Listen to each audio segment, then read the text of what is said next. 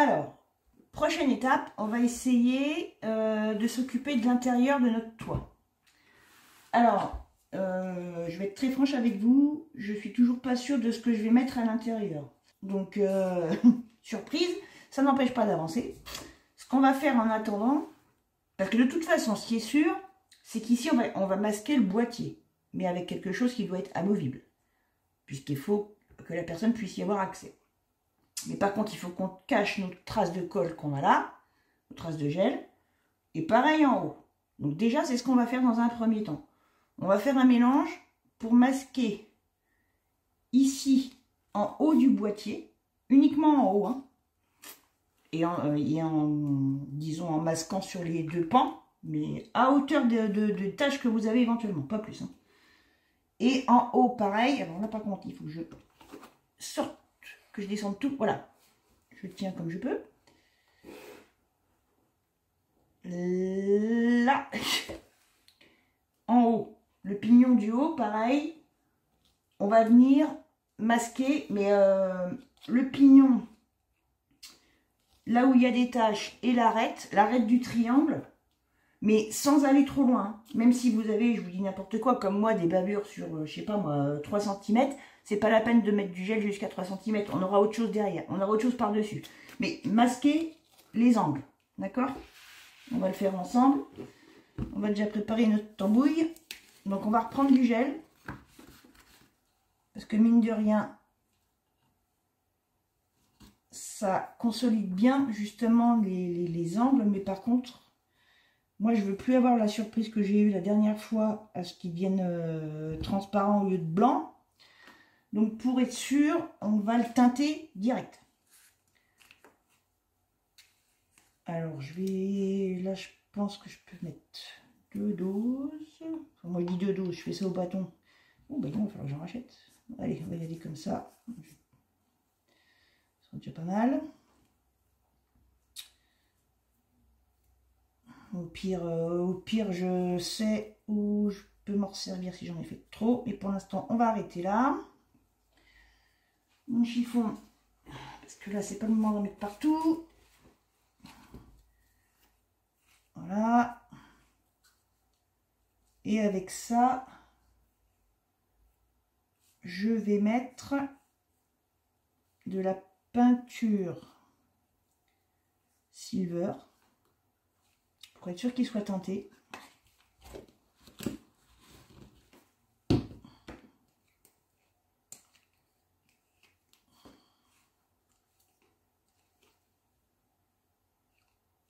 Je vais déjà regarder ce que ça donne quand je mélange. Si ça brille suffisamment, je ne rajouterai pas de paillettes. Si ça brille pas assez, je remettrai des paillettes.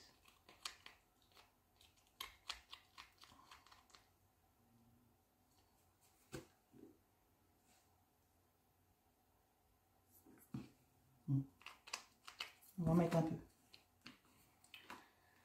On va prendre les paillettes Tempéria. Pas de trop. Hein. Je ne sais pas comment elles vont se mélanger, je vous le dis franchement.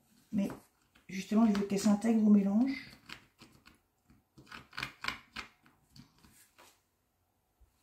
Ouais, c'est pas mal. Ça va les fixer. On va y aller comme ça. La teinte, c'est bon. La teinte, ça va. Il faudrait juste que ça brille un peu plus, mais elles n'ont pas l'air de s'amalgamer.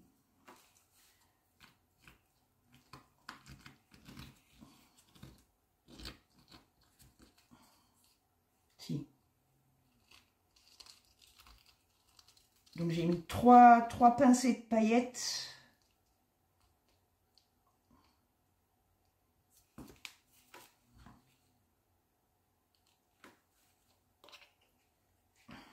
Pression de peinture silver pour deux grosses doses au bâton de gel. Vous faites à vue en toute façon, parce que moi les doses que je fais c'est à vue, mais faites pareil. Ce qui compte c'est qu'il y a un effet brillant pour que ça aille avec le reste. Par contre ça on va le faire au pinceau, parce que pour aller dans les arêtes avec la spatule ça n'ira pas, donc on va le faire au pinceau. Et il faut que je trouve le moyen de me mettre dans le même sens que vous, tout en essayant de voir ce que je fais. Donc, on va prendre un pinceau plat, quand même. Comment je peux faire? Il faut que je me rapproche. Ouais, il faut que je me rapproche par là. Je vais faire l'angle ici. C'est celui que vous voyez le mieux. Je prends un pinceau plat. Je ne le charge pas de trop. Et je fais mes ongles. Débordez pas sur l'extérieur par contre parce que il ne faudrait pas que ça recolle le... Enfin de toute façon on va laisser sécher, mais il ne faudrait pas que ça recolle le tout. Et là, alors vous tamponnez dans un premier temps pour bien masquer les joints. Par contre ne prenez pas le fil de la guirlande avec, il faut qu'il reste mobile, il faut qu'il reste accessible. Voilà. Donc là, dans un premier temps, je suis désolée, vous voyez mon ombre. Oui, parce que j'ai oublié d'allumer une lumière. D'accord? Vous tamponnez vos angles. Comme je vous le dis souvent, comme si vous faisiez de la peinture dans une maison. On dégage d'abord les angles. En tamponnant.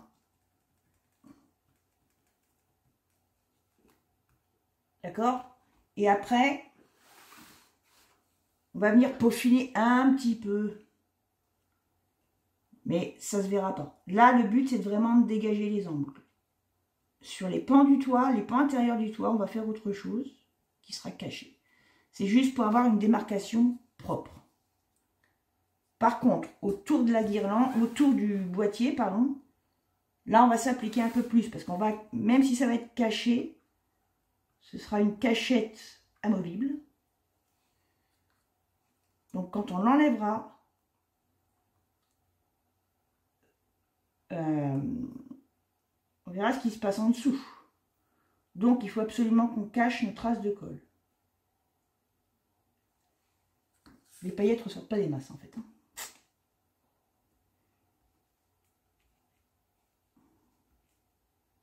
Il faut voir au séchage, mais ouais, elles ne sont pas super bien mélangées, j'ai l'impression. Elles sont peut-être un peu grosses.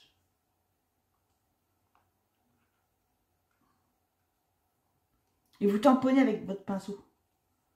Comme ça fera un effet de relief. Et même si les paillettes ne ressortent pas, ce sera plus naturel que...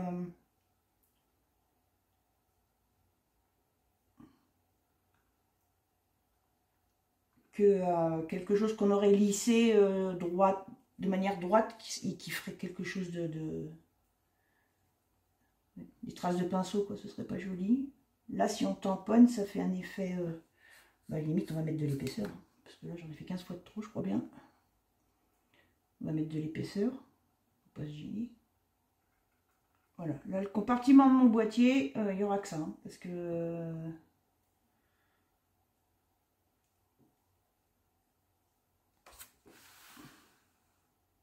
voilà.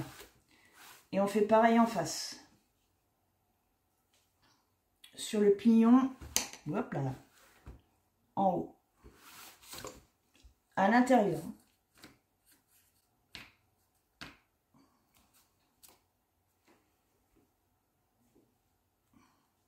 Donc d'abord les arêtes, la jointure, en n'hésitant pas à charger.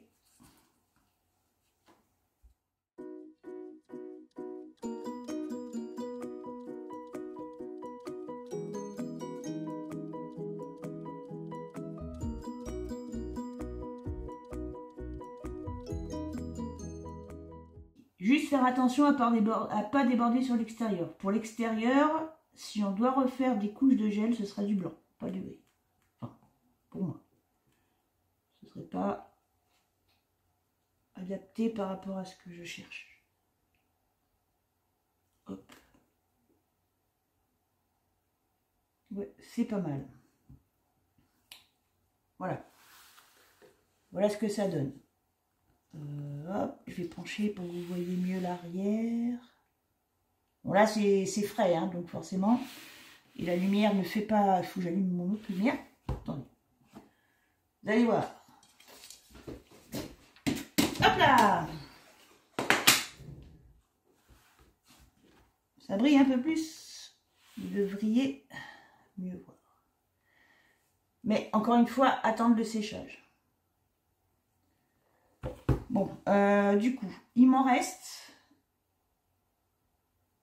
On peut laisser le toit comme ça. Je vais essayer de remettre un peu de paillettes. Mais ça n'a pas l'air d'être le... On n'a pas l'air de vouloir se fondre. Bon, après, s'il faut mettre la moitié du pot, moi ça m'intéresse pas, je vous le dis franchement. Mais par contre, pour pas gâcher ce qui me reste, moi je vais en profiter. Je vous avais dit à un moment donné, j'ai mon papier qui a craqué sur certains coins à l'extérieur. Je vais faire une toute petite retouche, léger, pour cacher et pour faire un petit liseré. Un petit liseré brillant, à vue, que ce soit joli, mais sans tartiner partout, hein. Que là il y en a besoin, et surtout pas sur la base en bas. Hein. Je vous montrerai ce que ça donne quand j'aurai fini. Là, c'est pour utiliser mon produit jusqu'au bout, sans gâcher. Et en profiter, encore une fois, s'il y a eu un souci à un moment donné. Je vais essayer de faire dans votre sens quand même.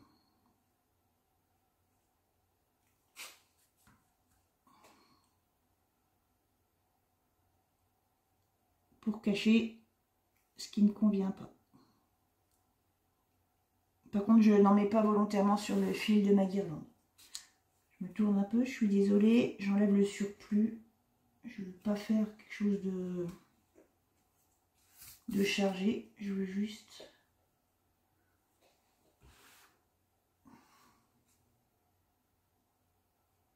que ce soit homogène.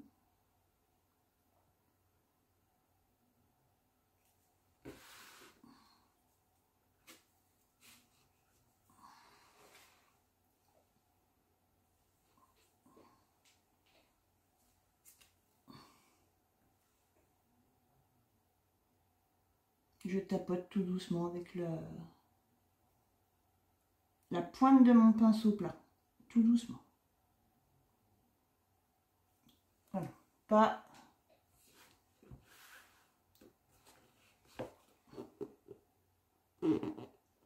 Pas plus que ça. C'est vraiment pour faire un reflet et cacher le craquage de mon papier. Bon, ça, c'est pas la première fois que ça m'arrive, je vous avoue. Je sais pas pourquoi, quand on plie, on marque trop les plis, ils craquent, c'est pas normal. Ils devraient pas. Ici, non, il n'y a pas de problème. Il n'y a pas de problème. C'est juste les arêtes extérieures. Est-ce qu'on peut refermer le toit sans que ça touche? Ouais, si vous avez besoin, vous pouvez refermer le toit. Alors, hop. Là, je le fais avec vous maintenant parce que c'est l'occasion. J'aurais pu couper et refaire revenir après. Mais tant qu'on y est, on va y aller.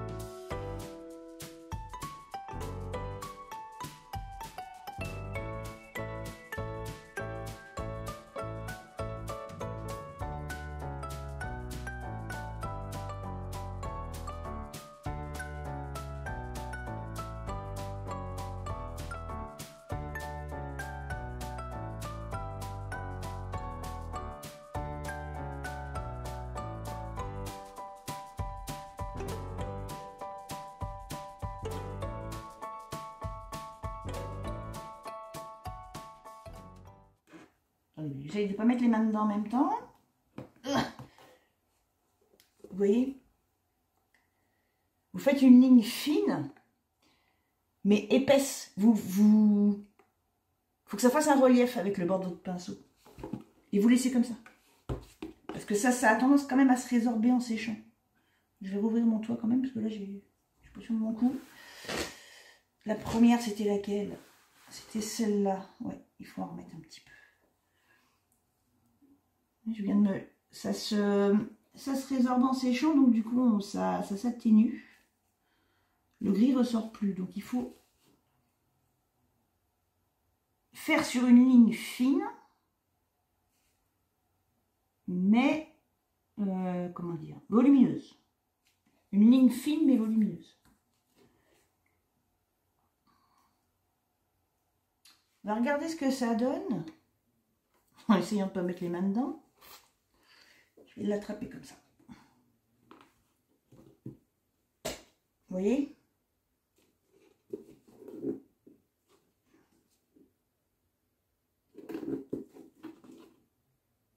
Ouais, pour l'instant, je vais pas y... Moi, je vous ai montré les trois là. Ouais.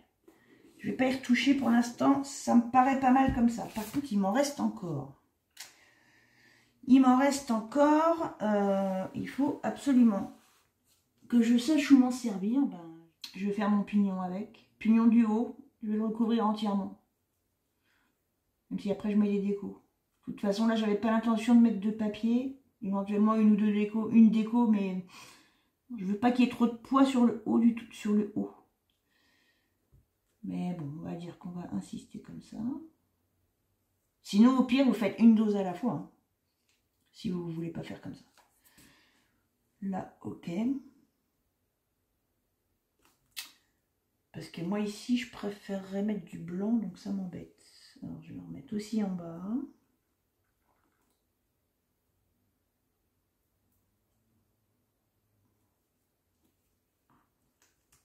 Et puis je vais enlever mon boîtier parce que sinon il va être tartiné. Voilà. Donc d'ailleurs j'ai tout enlevé. Là. Comme ça, ce sera plus simple.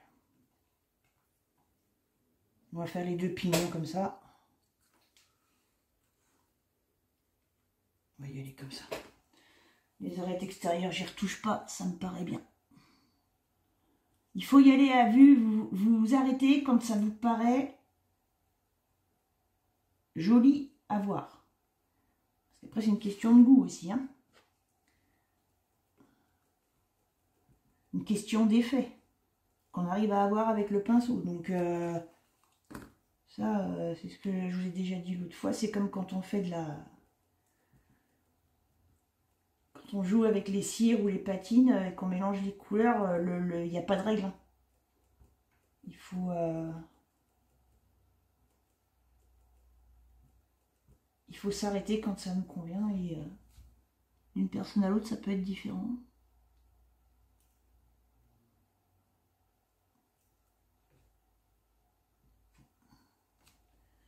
Là, moi, je vais arrêter là et je vais me remettre en bas et puis ben, ça ira bien. Ça devrait être bon. Voilà ce que ça donne donc. On va attendre le séchage. Parce que là, en plus, à la lumière, on ne voit pas. Et on va commencer à préparer la suite. Alors, maintenant, quoi qu'il arrive, et d'ici à ce que la nuit me porte conseil, peut-être que vous n'avez pas besoin de la nuit, mais en attendant de décider de ce qu'on fera à l'intérieur de notre toit, il y a quand même une chose qu'on peut faire, et qui ne changera rien, en tout cas par rapport à ce que j'ai en tête, c'est l'habiller. Habiller le fond. En l'occurrence, où est-ce que je l'ai mise? Je vais me servir... Il me semblait l'avoir mise de côté, mais non, ça doit être celle-là. J'en avais deux. Ah! Vous voyez? Quand je vous dis qu'il y a trop de bazar sur ce bureau. Franchement, le prenez pas mal, mais vivement qu'on ait fini, parce que je n'en peux plus de travailler avec des trucs partout. J'aime pas ça. Je crois que c'est le premier projet qui me demande autant de matériel. Et comme j'ai une fâcheuse tendance à aimer avoir tout sous la main pour savoir où je vais aller par la suite, au fur et à mesure, j'ai tout sur le bureau, mais j'aime pas. J'aime pas trop. Mais bon, voilà. La prochaine fois, je ferai des trucs plus simples, hein, ça aidera aussi. Donc, tout bêtement, ce qu'on va faire, c'est qu'on va habiller notre fond. On va couper. Alors moi, je vais me servir, vu que c'est l'intérieur du toit, je vais me servir de la chute de papier que j'ai, qui m'avait servi pour faire l'extérieur. Autant ne pas gâcher de papier. Et donc, on va couper 2 morceaux. Alors, je vais vous dire, on est quoi là? Et je mets les... C'est pas sec, et je mets les mains dedans, comme d'habitude. Là, je suis à quoi? Là, je suis à... On va commencer par 12. Je vais le couper devant vous et je vais vous redire. On va dire 12 de large. J'ai pas recollé ma guirlande, j'attends que ce soit sec. 12 de large.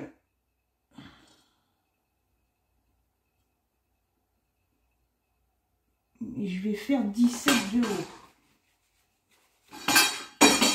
Voilà, on va plus bas. 12 par 17. Qu'est-ce que ça donne? Le but, c'est de venir ici.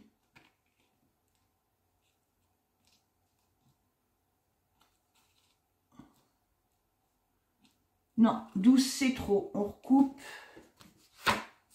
On recoupe. Là, à la limite, si vous avez 1 mètre de bricolage ou 1 mètre de couture, 1 mètre souple, c'est plus facile. 12 c'est trop, 12 c'est trop. On va dire 11,5. Parce que 11,3, si on prend la règle des 3 mm, ça me paraît pas changer grand chose. Si je fais 11,5. 11,5, c'est pas mal. Je regarde dans mon sens. Oui, on va faire comme ça. 11,5. 11,5 de large, plutôt que 12. Par contre, 17 en hauteur, c'est bien. Donc, je coupe un deuxième morceau. 17.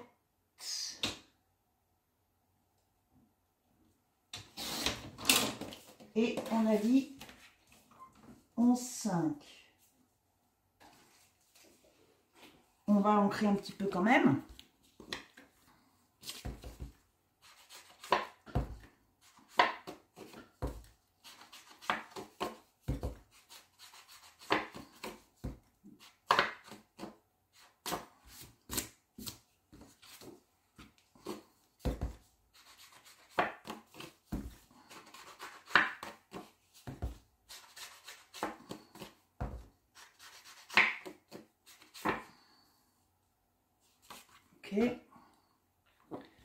Et on va aller le coller.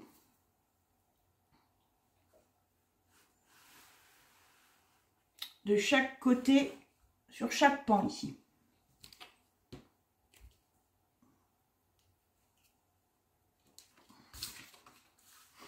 Moi, je vais enlever mon embout. Je peux le tartiner un peu.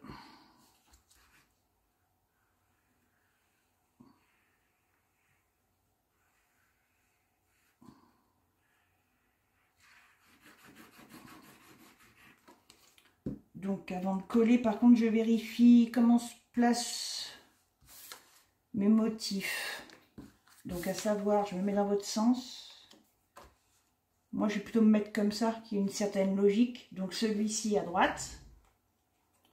Donc pour vous, je sais pas, comme moi. Alors attendez, par contre, je me tourne juste pour caler mon papier. Il faut qu'on se cale par rapport au bord extérieur. L'intérieur, de toute façon, c'est pas grave. On mettra un... Peut-être, il y a de grandes chances qu'on mette une petite... un genre de petite charnière. Enfin, oui, mais il faut que ce soit bien droit sur l'extérieur. Et on passe un coup de plioir. Vous voyez là, oui. Comme ça.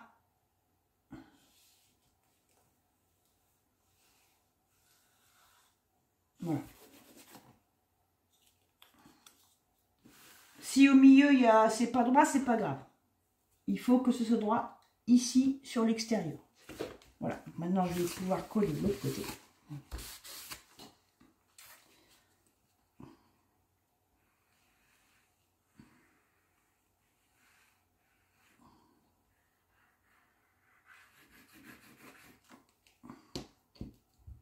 Hop. Donc je reste dans le sens où mon bois le plus foncé est en bas.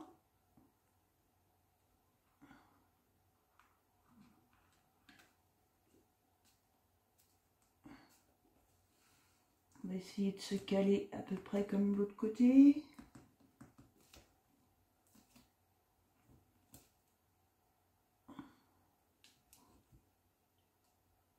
Là, on serait pas mal.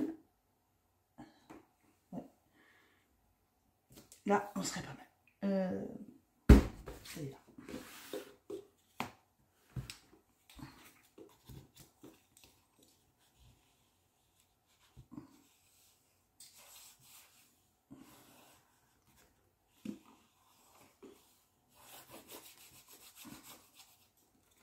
Voilà.